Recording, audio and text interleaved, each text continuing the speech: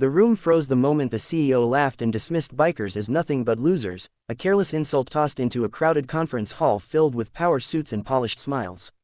No one noticed the quiet man near the back who slowly lifted his eyes, his face unreadable, his presence heavy with something unspoken. The insult hung in the air like a spark drifting toward dry fuel, and in that single second, everything was about to change in a way no one in that room could imagine. If you believe in kindness, second chances, and stories that remind us not to judge too quickly, please like this video, comment your thoughts, share it with someone who needs hope, and subscribe to the channel Only Kindness. The conference had been organized by a major logistics corporation, the kind of company that thrived on control, order, and appearances. At its center stood the CEO, Roland Kessler, a man known for his sharp tongue and sharper ambition. He had built his empire by stepping on those he considered weak, and that day he felt especially confident. The presentation had gone well, investors were nodding, and the applause fed his ego. When a slide appeared showing a failed partnership with a motorcycle-based courier group, Roland scoffed openly. He mocked their image, their culture, and their worth, painting all bikers as reckless outsiders who would never belong in a serious world.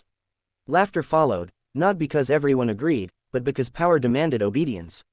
Near the back sat Marcus Vail, invited under a generic consultant badge that revealed nothing about who he truly was.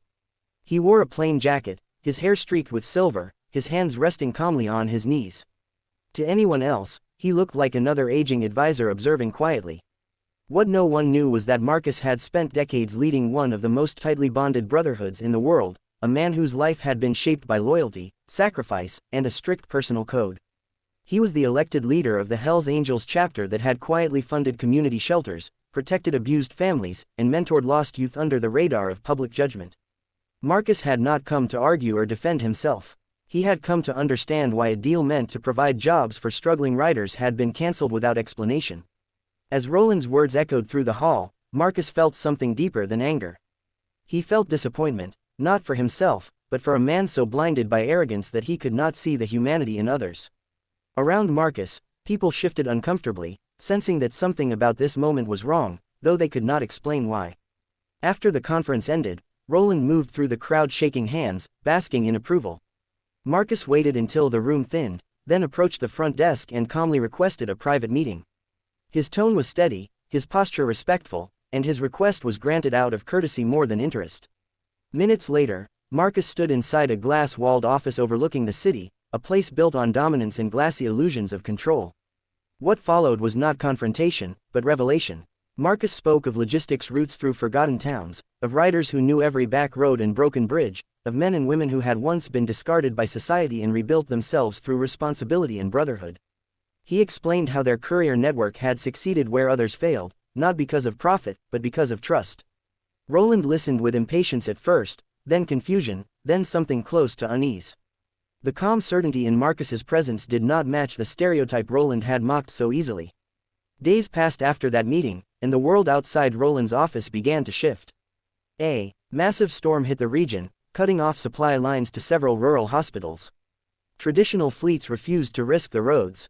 Deliveries stalled. Panic grew. That was when an unexpected convoy appeared, motorcycles cutting through rain and debris, delivering medicine and supplies without hesitation. News footage spread quickly, showing riders working tirelessly, faces hidden by helmets, actions speaking louder than any insult ever could. Roland watched the footage in silence.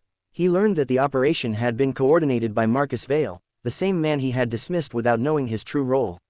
He learned that Marcus had ordered the response without seeking credit, without asking for contracts, simply because people needed help. The realization hit Roland harder than any public backlash could have. His words had not just been wrong, they had been empty. When Roland finally reached out again, it was not to assert power, but to acknowledge failure. He reviewed the cancelled partnership and reinstated it, this time with respect and transparency. Jobs were restored, communities benefited, riders who had been judged as worthless became essential.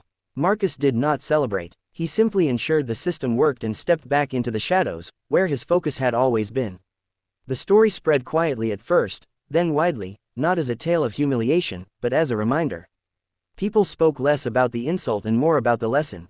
That leadership is not about titles. That kindness often rides in on engines the world refuses to understand.